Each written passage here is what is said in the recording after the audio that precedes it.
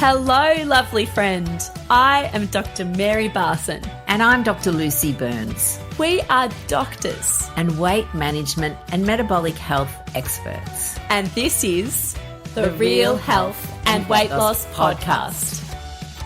Hello, lovely friend. Dr. Mary here. We have just had International World Health Day and I am joined by my fabulous colleague, Dr. Lucy. Lovely Dr. Lucy, how are you today? I am awesome. Thank you for asking, Mary, Dr. Mary.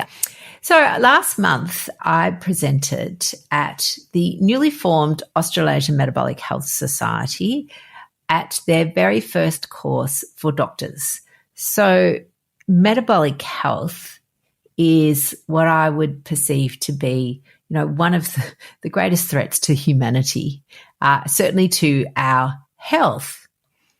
And I thought, given we've just had World Health Day, that maybe what we could do is start with, a bit of a definition on health, start also then, distill a little bit further what metabolic health means and how it affects everybody. And the way I look at it, it is robbing people of a third of their life. Like I like to divide our life into thirds. You've got your first third where you're sort of, you're young, your child, young adolescent, young adult. Then you've got your middle third where you're working, raising your family. And then you've got your final third where often you'll, maybe enter retirement and you sort of reap the rewards of all the work you've sown, and people are being robbed of this. And so I thought this would be a great topic to chat about. It is. Yes. Insulin resistance is quite possibly the epidemic you've never heard of, and it is the epidemic of our time. Yes. Okay, so what is health? The WHO have a nice definition of health, which I like, and I'll share that, then I'll get your opinion on what health is, Lucy. So I think this is a good one. The World Health Organization defines health as a state of complete physical, mental and social well-being, and not merely the absence of disease or infirmity. I like that one. Yeah, I like that one. I like that. I think we need to be mindful that the word health or healthy in particular has been weaponized in many of, discussions that go on in social media. It sort of have a moral tone to it. People go, they're not very healthy. And it's this sort of, judgment, or that food's not healthy, even to the point of scientific literature where they will talk about healthy fats, for example, as though the word healthy is an objective term. So I think healthy, that's a subjective term that people use to describe, something much in the same way that the word pretty or beautiful. It's there, but it's highly subjective. And so, heart healthy grains, for example, doing something that is healthy, you can almost substitute it for good, holy, moral. So I want to be very clear that and look, and because it's part of, common parlance, we will still use that word. But at the end of the day, health is the definition that you've described, I think, Maz. Yes. And leading question alert, what do you think is one of the main factors out there that is robbing us of our health? Why are we not as healthy, to use that subjective term, as we want to be, particularly, in our later years in life? Well, having just presented at the Australasian Metabolic Health Society, the root cause of poor metabolic health, and we'll talk about what metabolic health even means, is insulin resistance. So insulin resistance and hyperinsulinemia, which is just our very fancy way of saying high blood insulin, are slightly different terms, but used interchangeably often, and at the end of the day have very much a similar result on the health of the body or the human, the health of the human's body and mind. So we will use them intermittently. We will talk about high circulating insulin. We'll talk about insulin resistance. And when we're feeling very fancy, we'll talk about hyperinsulinemia. But at the end of the day, they all result in the same process. And that process is that it becomes harmful to our body and causes chronic disease that is manifesting often for a long time before we're aware of it. That is a key point. Most people with insulin resistance don't know that they have it. It's a silent killer in that regard. And it's often not discovered until quite late in the disease process, which I think is a travesty because there is so much that you can do to stop it in its tracks, to reverse it. There's a lot you can do by, making those healthy interventions for yourself in a way that improves your health. You can do it, but before insulin resistance and high blood insulin wreaks irreversible damage to your health. Yeah, absolutely. And there's some signs that people can have that they may not even be aware of, that they're not diagnostic, but they're like a little warning sign. Oh, maybe I've got insulin resistance. So, I think people always go, well, how do I know? And ultimately the only way to really know is through blood testing. Like, we don't have home blood testing like you can do with glucose. It has to be a blood test that you have at a pathology lab. And we can do a fasting level, i.e. what's your insulin levels when you're not eating anything, or we can get a little bit fancy and do one that's like a glucose tolerance test where you have a glucose drink and you measure both usually the insulin and the glucose at the 1 hour and the 2 hour mark. Or sometimes we can create a formula, use something that's called the HOMA-IR, and it's just a mathematical formula where we plug some numbers in, and that will give us like a quotient that will tell us, whether you're insulin resistant or not. But the symptoms or the signs, or what could you look for, like what would give you a clue? There's a few. And in particular, one that many people have, they don't realize, is a skin tags. So people that have skin tags on their neck or under their arms, in their groin, maybe, under your boobs if you're a female. Lots of people have one here and there, and that's normal. But if you find you've got lots, it's a bit of a clue. So we see that. And the other clue is if you store your body fat around your middle rather than round your bottom and legs, especially if you're female. So if you're an apple, not a pear, then you're more likely to be insulin resistant. If for some people they can get some pigmentation on their skin, and this might be, again, underarms, groin, but it can be on your forehead or side of your neck or forearms, and you get this sort of brownish, sort of velvety pigmentation.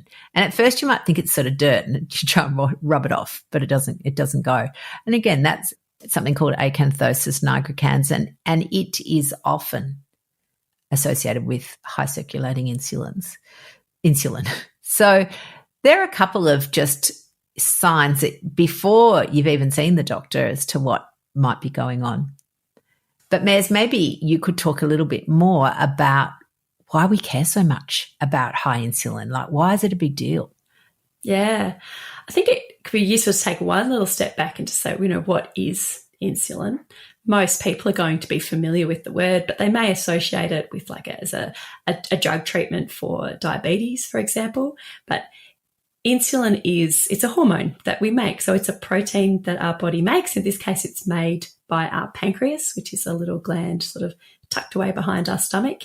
And our pancreas makes this hormone and releases it into the blood. It circulates around our blood, and it has a vital role to play in many vital roles, but its most important role is it dictates how every single cell in our body, from our brain right down to the tip of our toes, how every single cell in our body uses fuel.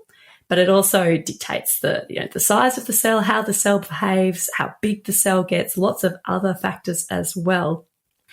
Most people will will be familiar with insulin's role in taking the sugar out of our blood. So after we eat a meal that contains either sugar or starch, that those carbohydrates are broken down into their sugar components, they're released into our bloodstream. High blood sugar is extremely dangerous, even life-threatening if it gets too high.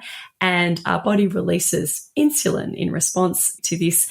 And then our body can then take that sugar and can allow cells to take it up. So they can either burn it for fuel, or our fat cells can then store it as fat.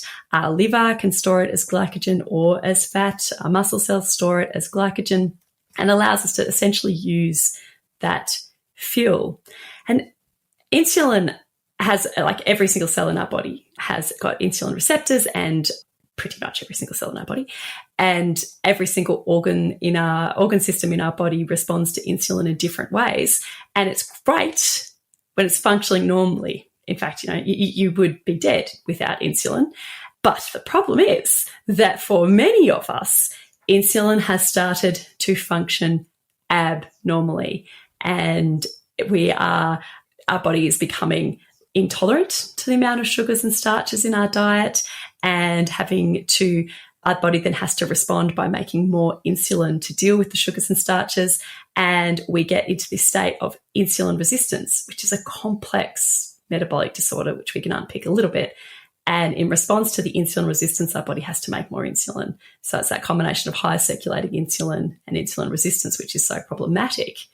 But then that high circulating insulin plays a significant role in a devastating number of hideous chronic illnesses, including type 2 diabetes, heart disease, neurodegenerative disorders like Alzheimer's disease, disorders of our reproductive system such as polycystic ovarian syndrome, and even many cancers. So it's not a benign situation at all. No. I heard a way to try and explain a little bit of insulin resistance, which was this idea that insulin is, as you mentioned, every cell has receptors, and it's a bit like a loudspeaker, and it signals a transporter. So the transporter is called GLUT4, and it signals this transporter to take the glucose or the sugar from the blood and sort of carry it into the cell. So the problem comes when the transporter, it's a bit like it can't hear it anymore. So it's a bit like when you're watching telly and there's background noise, so you turn the telly up and so that you can hear it. So the concept is still the same. So we need more insulin to do the same job. So we turn the telly up, we get more insulin, more loudspeakers. The pancreas, so kind, makes more insulin for us in order to do that same job of transporting the glucose into the cells. And as you mentioned, up until recently, and look, honestly, when I was a junior doctor, we knew nothing of this. So this is not old science. We knew nothing about this. And the syndrome, that it was called Syndrome X, which sounds so kind of sci-fi, because we didn't know what was going on. We had no concept. And over time, it became clearer that, high circulating insulin was at the root cause of Syndrome X, which then, became renamed metabolic syndrome. And metabolic syndrome there's a number of conditions that cluster together, all with the same root cause. But in particular, high blood pressure, dyslipidemia it's called, which is just a fancy name for low HDL and high triglycerides usually, and fatty liver disease. And you don't even need to have all of them to have metabolic syndrome. And in fact, apart from hypertension, fatty liver disease, it's now been renamed metabolic fatty liver disease, metabolic associated fatty liver disease. So we do know they're all the same thing. They're all the same thing. And so incredibly common and widespread, and a driver behind so many of these illnesses that are robbing us of our health. Yeah, absolutely. To the point where sometimes it's become so normalized. So, we've had situations where fatty liver is no longer reported on ultrasound because it's so normal. It's sort of considered, oh, well, it's just a normal variant, except that it's not. And the same, with triglycerides. Like, I remember as a doctor, before I became a lifestyle medicine doctor, again, I was back in the old days of prescribing statins for everyone with high cholesterol. And even when they had high triglycerides in it, they didn't do anything. I still prescribed them because I had no idea what to do. And it could even be, there is still a reluctance out there in some pockets of the medical community to measure insulin and to test for insulin resistance, because there is perhaps still an idea that, well, okay, we'll do it, but then what can you do about it? There's nothing that you can do. It's just a chronic onward progression towards type 2 diabetes. So what's the point? But of course, there are things you can do if you have insulin resistance. And I reckon it's also important to pick apart here the difference in blood glucose, measuring blood glucose and measuring blood insulin, because historically we've placed a lot of emphasis on measuring blood sugar and diagnosing type 2 diabetes on the basis of people's blood sugar, either their fasting blood sugar or their HbA1c, which is looking at their blood sugar control over the last 3 months. And the genesis of this, so if you could imagine that type 2 diabetes is a really significant insulin resistance. It's almost like when insulin resistance has become so significant that the body is no longer able to actually control blood sugar. But for decades before then, our body's compensating. So we're not tolerating the quantity of sugars and starches that we're eating, and our body is making more insulin, and the cells aren't coping with it all. So they're hiding their GLUT4 receptors. So then our pancreas starts screaming at our cells, making even more insulin. And so you have to take this sugar. You just have to. And then the cells are unhappy. They're not liking it. Those insulin resistance increases. They try and hide their GLUT4 receptors even more, and then they scream even louder. And then over years, the insulin creeps up and up and up and up, but the body is compensating. It is managing to deal with this sugar. It's managing to deal with the carbohydrates. It's coping until it can't cope anymore. And this is when things have really started to progress. And that is the point in time when blood sugar becomes elevated. And that is the point in time when type 2 diabetes is diagnosed. But before then, decades before then, there is this whole opportunity to intervene before we get there. Absolutely. And I think this is the missing piece in a lot of people's knowledge, the recognition that insulin and glucose are completely different things. So glucose is a fuel. We either eat it or cleverly we can make it. And insulin is the hormone that comes in response to that glucose level. So they are hand in hand, but they're not the same thing. And I think for a long time we thought that glucose was the problem, and it is, but that insulin, it was just sort of an innocent bystander trying to do its job. But in fact, we now know that insulin itself, high circulating insulin, is an independent source of pathology. So when you get the double whammy of high glucose and you've had high insulin, it's no wonder our poor old body has trouble. What causes insulin resistance? It's complex, absolutely. But let's, broad brushstrokes. Why are people becoming insulin resistant with high circulating insulin?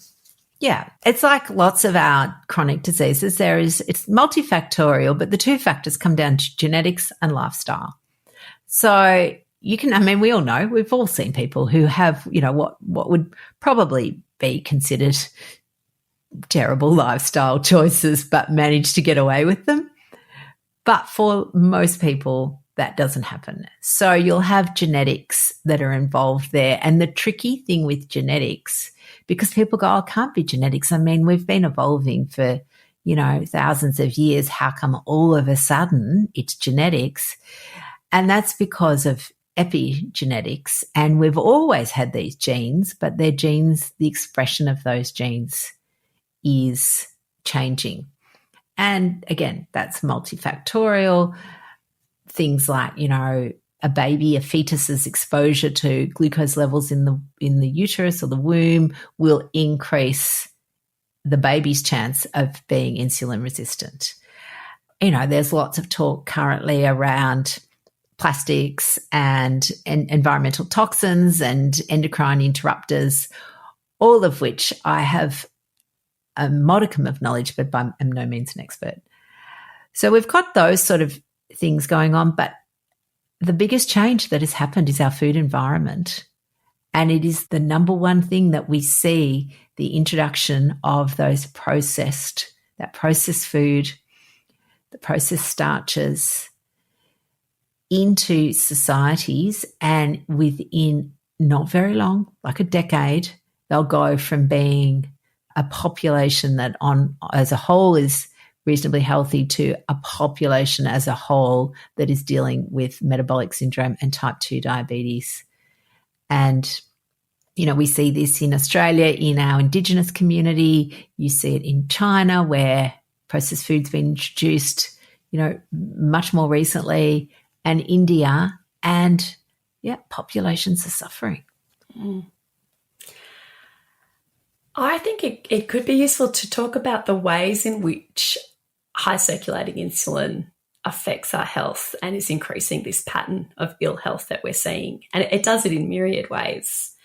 And you could sort of lump it into various organs, you know, brain, heart, reproductive system. You go through every organ, in fact, but I think that we should probably limit it to sort of deepen the understanding of how this is really, really serious, and it needs to be taken extremely serious. This is why we get sick and why we actually don't have to, or if we are already sick, what we can do to improve our health in simple and safe ways, powerful and safe ways.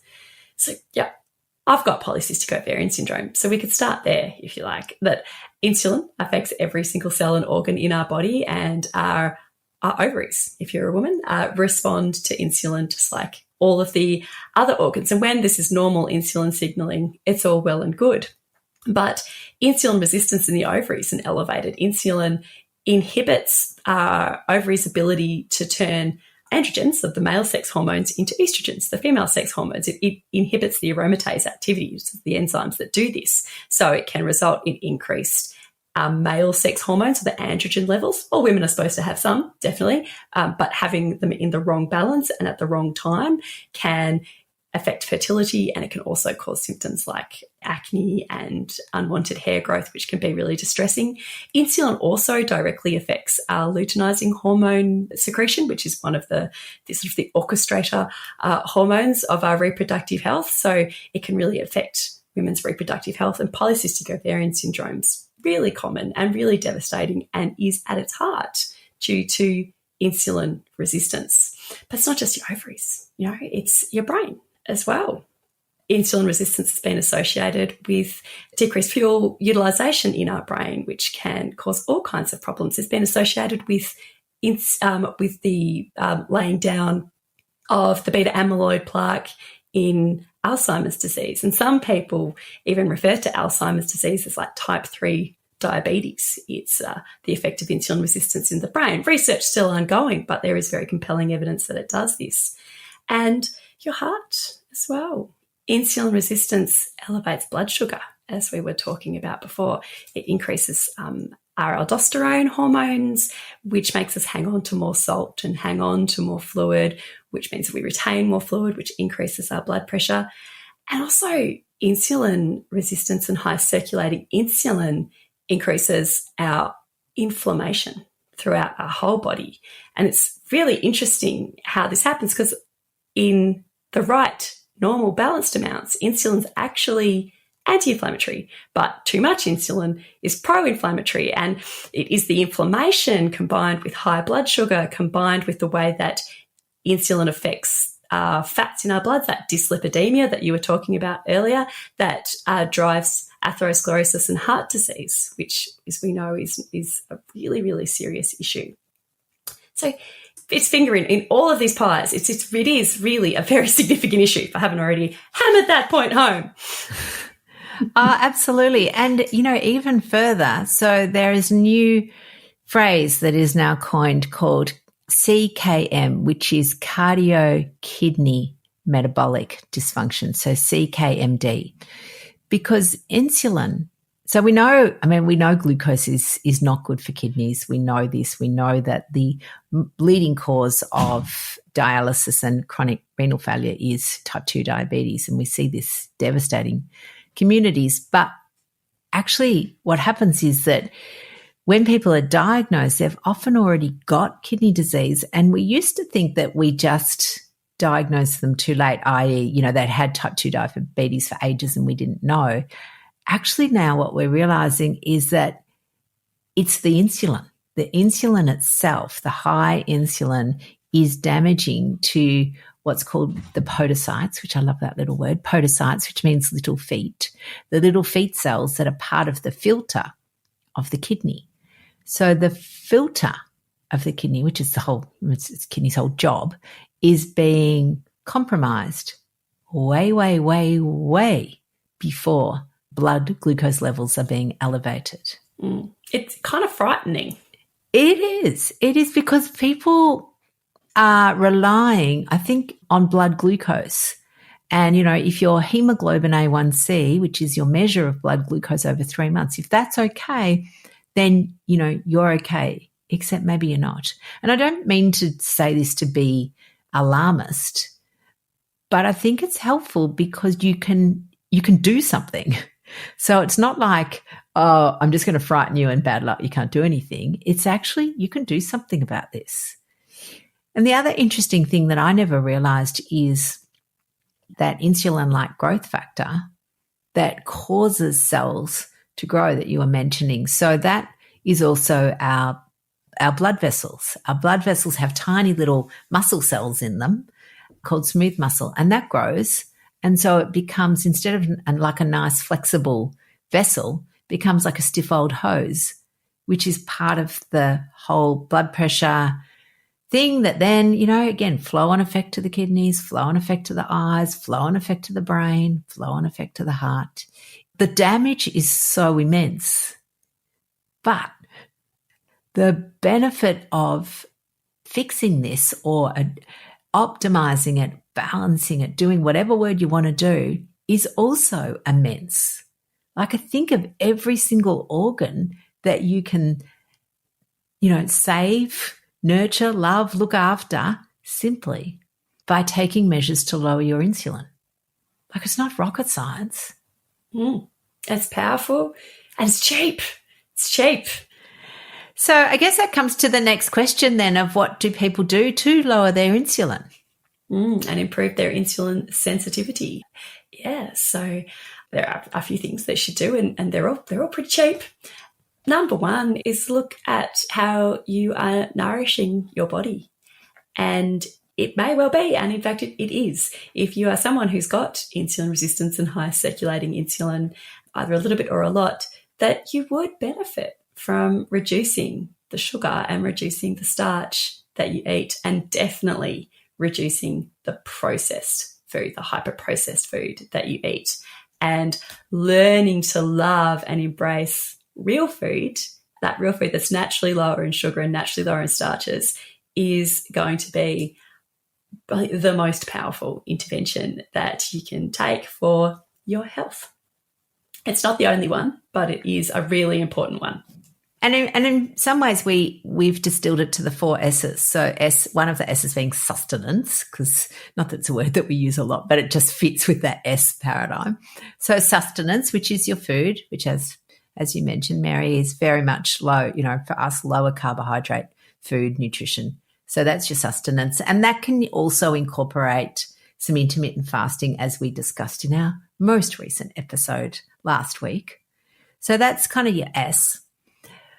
Strength is your next S. So we know that muscle is your metabolic organ. The more muscle you have, the more protected you are.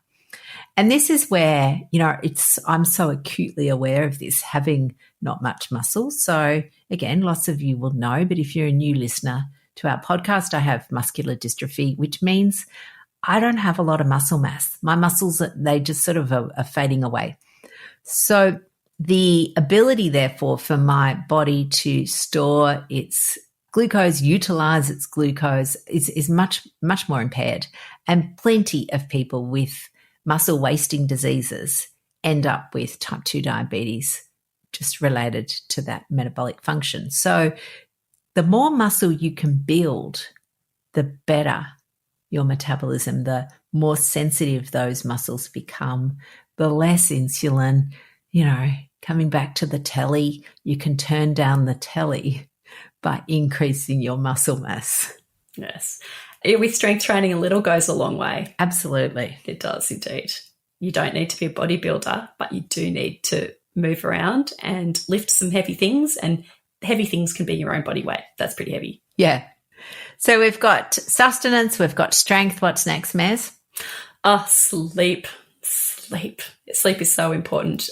Being in a sleep-deprived state, and that is another chronic epidemic of our time, increases our insulin resistance to a significant degree. And so ensuring that you get good quality sleep, that you prioritize your sleep, and that you take measures to ensure that your sleep is as good as it can be. Give yourself a non-negotiable 8-hour window, limit your caffeine later in the day, look at your alcohol. All of these things will help your sleep. And if you've got good sleep, then you're going to improve your insulin sensitivity. Sleep is vital. Absolutely. So we've got sustenance, we've got strength, we've got sleep, and our final S, which we talk about quite a lot on this podcast, is stress. So again, recognizing that stress is inevitable. Nobody lives in a stress-free existence, and that's not what we're aiming for. What we need to do is to develop the skills to manage that stress so that we can look after ourselves when times are tougher, when things are a bit rocky. It's just a skill problem, that's all. And when you've learned really good stress management techniques, you get better, your metabolism improves. It's like a flow on. So the better you are at managing your stress, the better you become at managing your stress, which is... You can spiral upwards, that's right. Yeah, spiral upwards. I love that. That's right. Stress increases our insulin resistance, and managing it increases our insulin sensitivity. And again, I'd say a little bit goes a long way. You don't need to completely transform every aspect of your health and leave your job and go live on a tropical island. Small steps that you can fit into your daily life are going to dramatically improve your insulin resistance, decrease your insulin sensitivity, and can turn your whole health around. Absolutely. And therefore, on this World Health Week, you too can become, basically a being that is thriving. And when you're thriving, you become what we love to call a HOTI, healthy on the inside. That will most definitely be reflected on the outside. But we all want to strive to be fabulous HOTIs, healthy on the inside. That's right. You're a HOTI, Lucy. I'm a HOTI, and we want everybody in the world to be a HOTI too. Absolutely. All right, HOTIs, we'll see you all next week. Bye for now. Bye, gorgeous ones. The information shared on the Real Health and Weight Loss podcast, including show notes and links, provides general information only. It is not a substitute, nor is it intended to provide individualized medical advice, diagnosis, or treatment, nor can it be construed as such. Please consult your doctor for any medical concerns.